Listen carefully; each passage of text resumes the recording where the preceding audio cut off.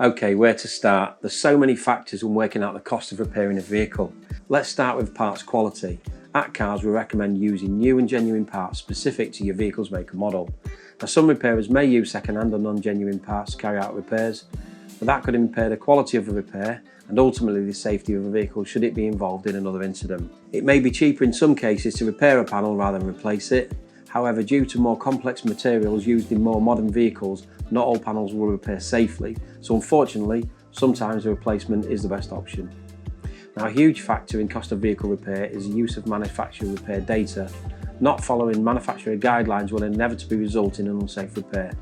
Basically, cutting corners will always save money in the short term, but you can't put a price on safety when you're travelling at 70 miles an hour in a metal box.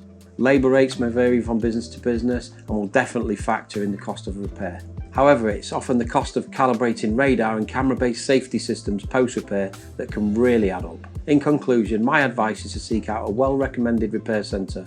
A good place to start will be Google. You can check out companies' reviews and read previous customer feedback. If your vehicle does end up in the insurer's preferred repairer, you definitely need to ask if they'll be using new and genuine parts.